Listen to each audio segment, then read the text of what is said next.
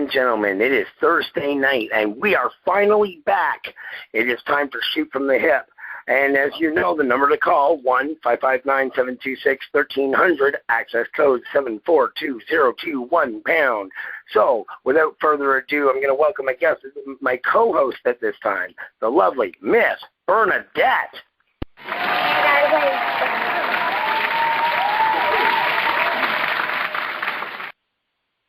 Hey guys, it is so good to be back. I'm so stoked for tonight's show. So am I. So tonight, my special guest is the man whose sleeper hold wakes up the crowd, the man who puts the entertainment back in entertainment. He is R.J. City!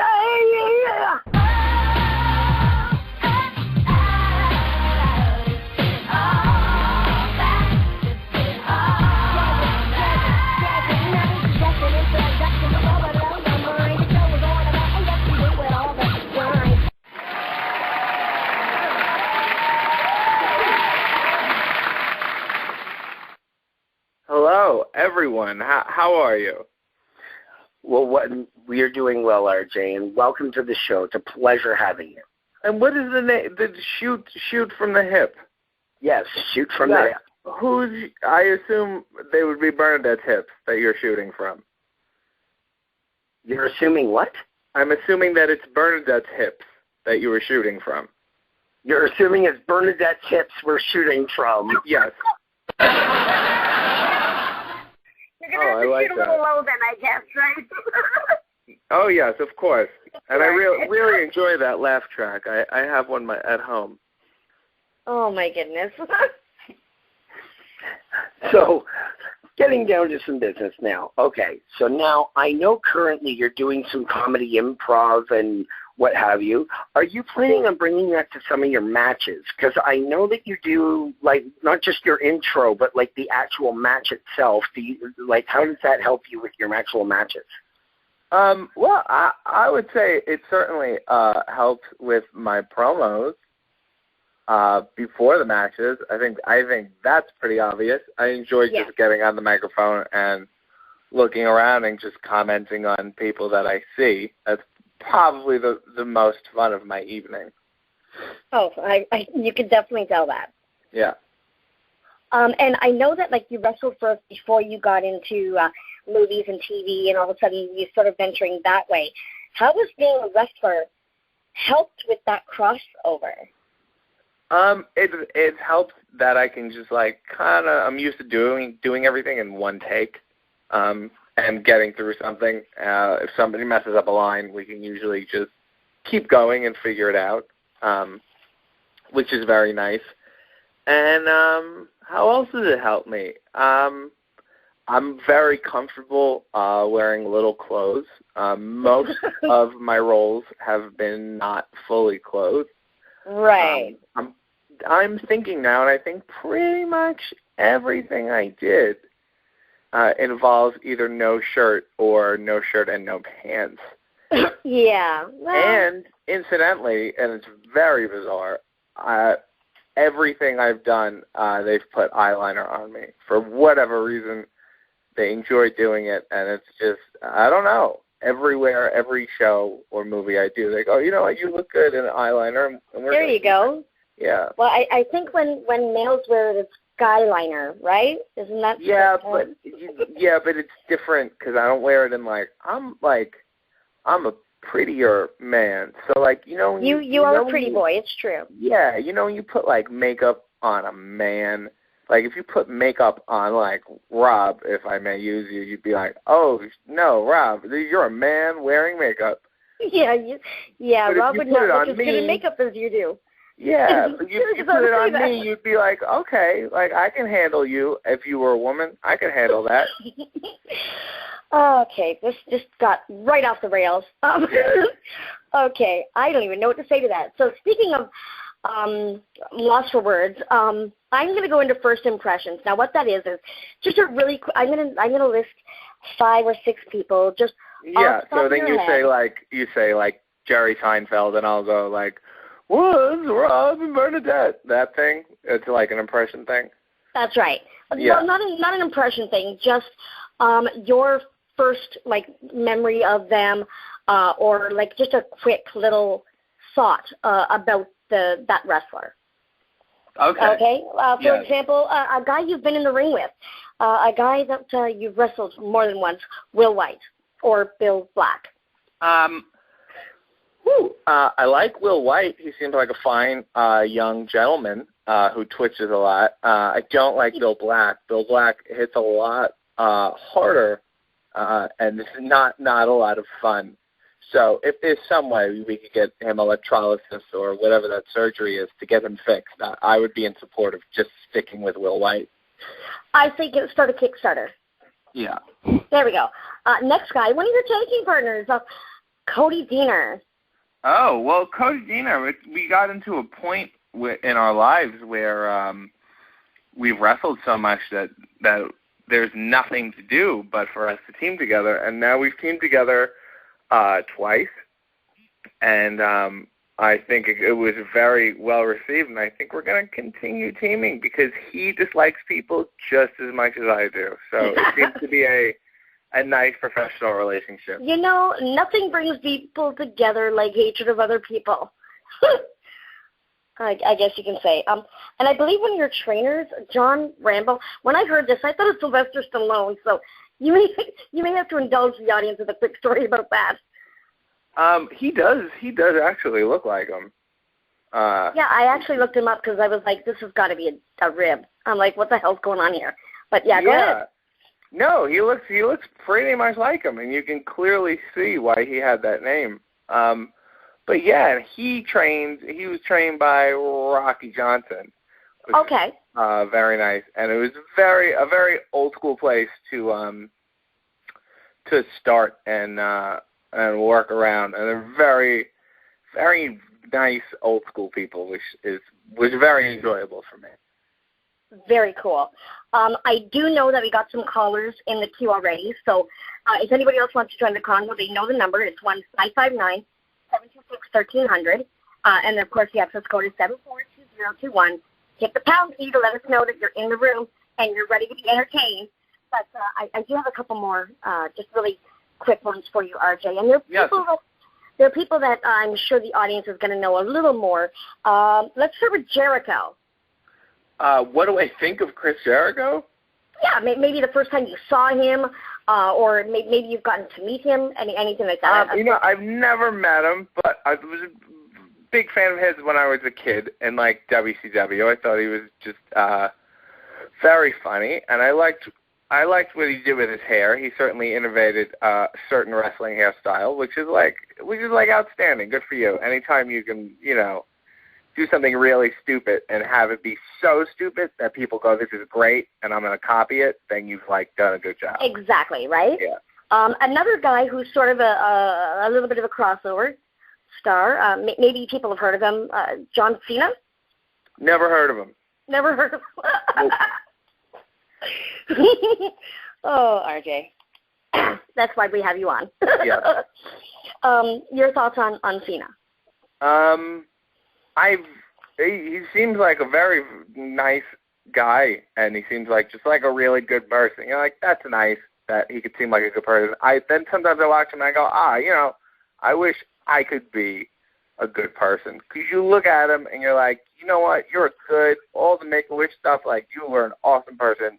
You are nice to the fans. And then I see pictures of myself and I go, wow, obviously I have a lot of animosity and emotional issues that I need to work on before I start being nicer to people. Well, years of therapy can fix that. Yeah, thank you. And, maybe the movies and the wrestling can help raise the money for that. I could possibly help start a Kickstarter.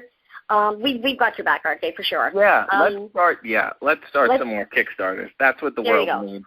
More Kickstarters. Yep, because there's so many important things out there. Like, I want a futon. So that would be a fun thing, right? I think people would support that. Okay, and the last one is what happens to be one of my all-time favorites, HBK. Very nice guy. Very down to earth and normal in the wrestling sense, which is to say not very normal at all. I gotta say though, when I first time I met him, he was going to Disneyland, which is that the one in Orlando, Disneyland? Anyways, it was like, okay, he was like, I'm taking my family to Disneyland, and he was wearing camouflage.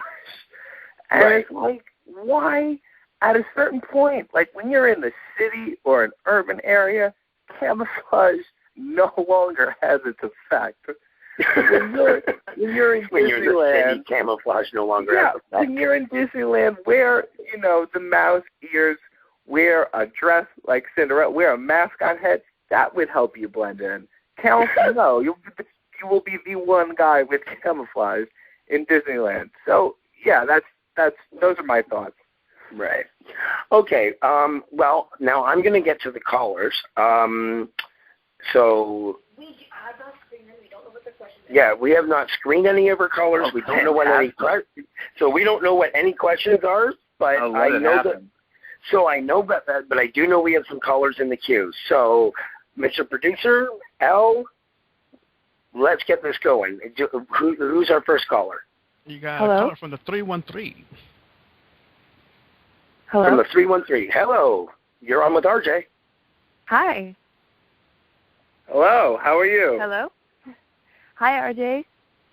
And who am I speaking to? Oh, this is Sarah. Oh, Sarah. Well, what do you have a question for me, Sarah? I do. Are we allowed to swear on here? Sure, go for it. Can we swear, Rob? Yeah, by all means. This is uncensored. No. This is completely uncensored. By all the fuck, go. Well, let her rip, Sarah. Wonderful. Okay, my question is, fuck one, marry one, kill one. Okay. Bette Midler, Lee Merriweather, and Pee Wee Herman. Oh, okay. Well, I figure I would probably kill Lee Merriweather because she is so close to death now as it is that I feel like, I don't know, I would just have to shake her a little bit and she'd be dead. I think Bette Midler I would have to fornicate with because I feel like that's a memory that I would cherish for the rest of my life. And I wouldn't want to marry her. She is a divine Miss M. Right, but I feel like she may be too divine to marry. Will she still be divine 8 years from now? I'd have to keep listening to that whole routine, So I would like just one evening, and I'd be happy. And then by default, I guess I would wed Pee Wee Herman. Oh, wow. Oh, clearly I've thought about this one. What an excellent question, Sarah. Thank you. I'm really nervous. I'm sorry. It's okay. All right, we got a caller from the 918. Go ahead. Hi, RJ. How are you tonight? I'm fantastic. How are you? I'm great. Well, my name is Andrew, and I'm from Oklahoma and came up to Toronto for some Southern Ontario indie wrestling. So I'm going to see you Saturday night. So what can I expect when I see you in the ring? Oh, you could probably expect the complete opposite of anything you enjoy about wrestling. If you come for really athletic, respectful, hardworking contests, you're not going to find it with me. You're going to find a lot of sarcasm, a lot of irony, but most of all, a lot of charisma, and that seems to be enough to carry me through. So on that end, you will see something like you have never seen before. Certainly never in Oklahoma. It's one of my favorite questions to ask on Shoot from the Hip. Now, you know how people ask, who's your favorite match against, right? Yes. I'm not going to do that. I usually kind of go the opposite way. Who would you rather not get in the ring with again? Maybe their gear smells like Jeremy Prophet. Maybe, maybe there's no chemistry, what have you. Whatever the reason is, who would you prefer not to get in the ring with again? Huh. Wow, yeah. What a fascinating question. Right? Like when you get that call and you're like, hey, I'd love you to come up to our promotion and work with so-and-so. You're like,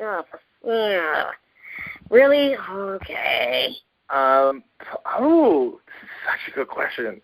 But now I'm thinking, there's like a bunch of people. There's a bunch of people. Oh. There's always a bunch of people. Yeah, you can go whoever out. That's fine. No, I'd probably have to say like Honky Tonk Man. Honky Tonk Man? Yeah, nothing against him because he's an awesome guy and he was really nice to hang out with and talk to. I don't think he was too thrilled with my singing.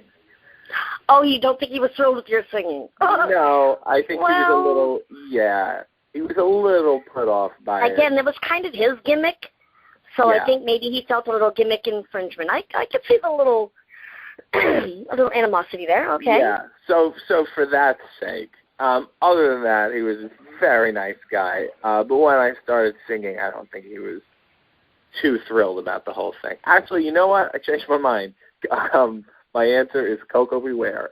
Your answer is Coco Beware. Yeah, and if anyone asks why, there's a really long story, and it's up on Bro Bible. If you type in my name and Bro Bible, it will come up, and there's a Coco Beware story with pictures of this, and it's on DVD somewhere, and it was basically as close to a mugging as you could have in a pro wrestling ring.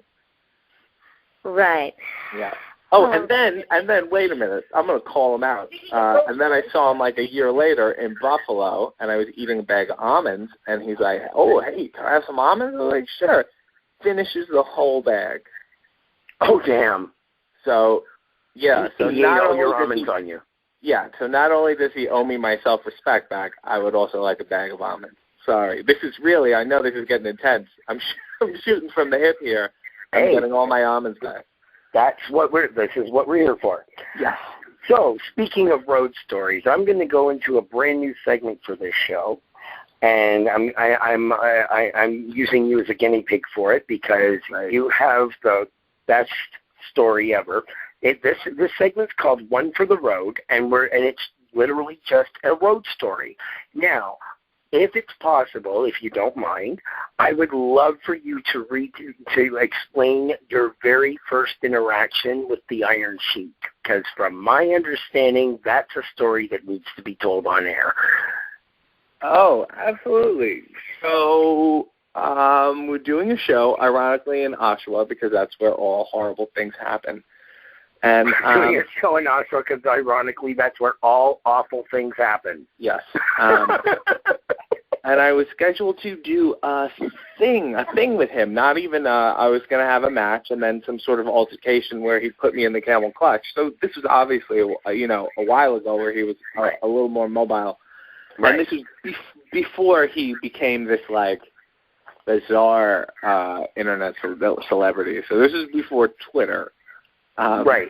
Oh, this is before Twitter. Yes. Oh, geez. So this is a little bit ago. Okay. Yeah. So, and I was, just starting, so I was very nervous. I got there very early, and he, of course, was not there. But don't worry, I was assured that he was coming, and apparently he was in a very good mood the night before, and he's going to be in an even better mood today. So I was like, all right, no problem. So it gets closer to the show. Sounds good so far.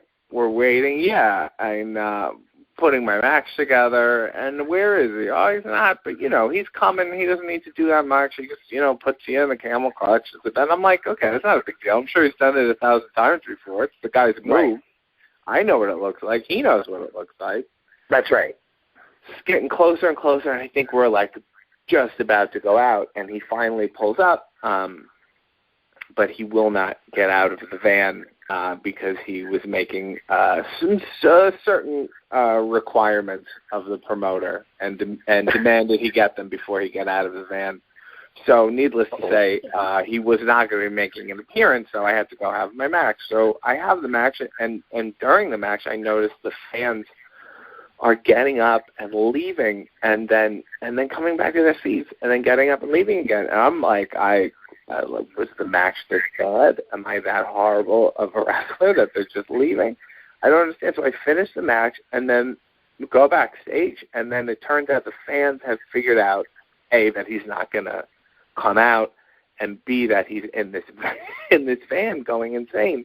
So they begin rioting around the van, antagonizing him much in the same way if you ever saw perhaps the first Frankenstein film. The way the angry mob was antagonizing the Frankenstein monster.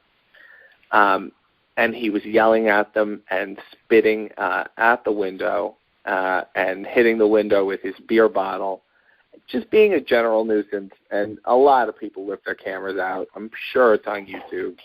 And to make a long story short, the promoter had enough of this nonsense and called the police. And geez. Oshawa's finest came and realized who they were dealing with and got the Iron Sheik's autograph and escorted him back to the hotel. And the next week he was on Howard Stern. So, oh, snap. Yeah, and that story is also at length on the Bro Bible website. There's a ton of really idiot things I've written on there. There's been a lot of amazing articles on the Bro Bible that you've written.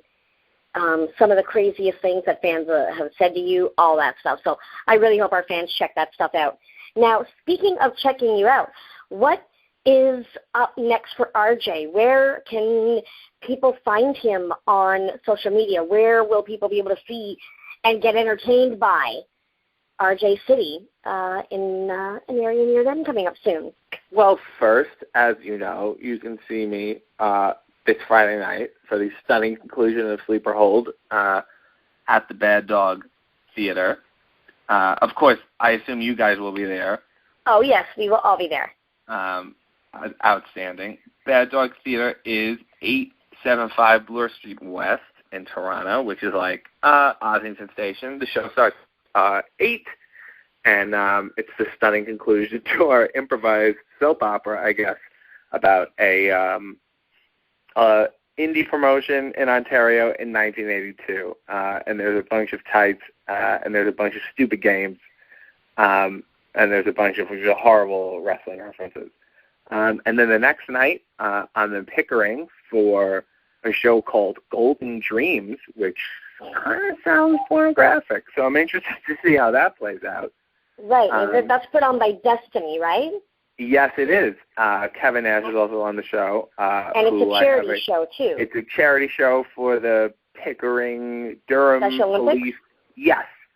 And it's at the Pickering Recreation Center Arena thing. It's all online, and you can go to destinywrestling.ca. And then the next week, I'm at the Great Hall. So a week Saturday, I'm at the Great Hall for Super Kicked, which I'm sure you guys Super Kicked on the 30th. Yeah. Yes. Which is very exciting. I'm teaming with John Atlas, who is a fine young man, and we both have geographic names, so I'm looking forward to that. There you go, City and Atlas. Oh, yeah. Snap. Isn't that nice? There's something there. I like it. Yes. I think we should come to the ring with globes and maps. Oh, Golden Globes. Oh, you're Golden really... Globes. Listen, write this down, because I'm going to want to get this from you. Right? I've got this. Yes. I'm on that. Golden Globes. Yes. For Atlas and City. Fantastic. Yes. I love and then my Facebook is facebook.com/RJ City. My Instagram is RJ City. My Twitter is RJ City. You can follow me on Twitter. Isn't it RJ City 1? Yes, but if you type in RJ City, you'll find it.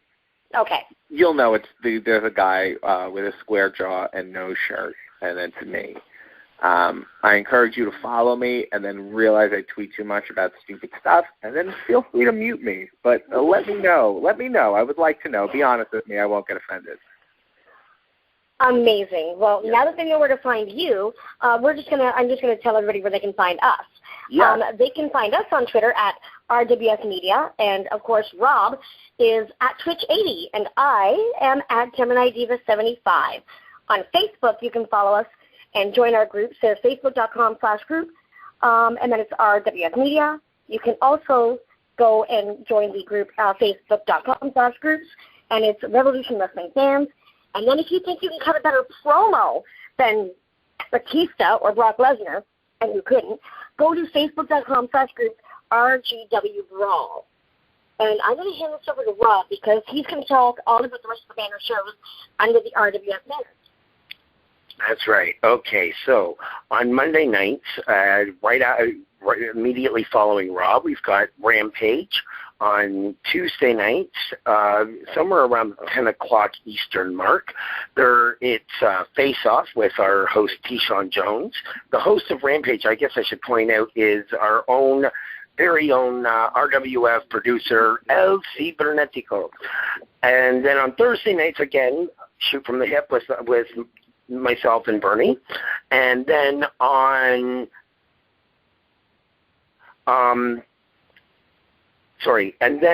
Friday nights, it's Doug and Andrew with Revolutionary Honors.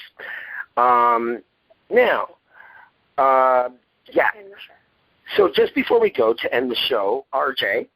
Yes.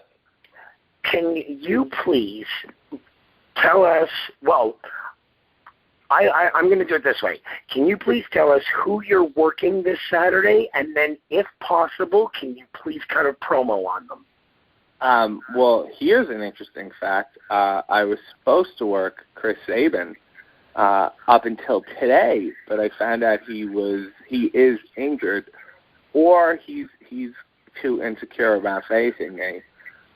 So in my mind, I've already beaten Chris Sabin because he will not be at the show. So I don't know who I'll be wrestling, which is very unusual. Right. Yeah, I don't know. I just poor Chris Sabin. I guess saw a picture of me on my Facebook and realized I can't handle this guy. I'm going to look like, a Shemaroon in there. It's not going to work, which is sad because I would have enjoyed wrestling him, and I hope we get to at a later date when he feels more secure about himself. So, yeah, I don't know who I'm going to wrestle, which is awesome because maybe I'll just get in the ring and rip everybody up on the mic like I always do. I think that's the best course of action. There seems to be a lot of people in Pickering that I can do that to, So I'm very excited about that. And the name of the show is Golden Dreams, which sounds kind of urination-based. So I feel like I have a lot of material already, and the show hasn't even started yet. It sounds like it. We're looking forward to it, I must say. Now, I'm going to wrap up the show, and actually I would really love for you to just say how you end every time you're in the ring and you're walking out, and the last thing you say to the fans. Can you just say that for me just to end our show tonight? I want to hear those two words, RJ. Can you do that for me? Yes. Are those two words? Good night, everybody. There we go. Good night, everybody. Thank you again for joining us on Shoot from the Hip. See you next Thursday. Thank you. Goodbye. No, thank you.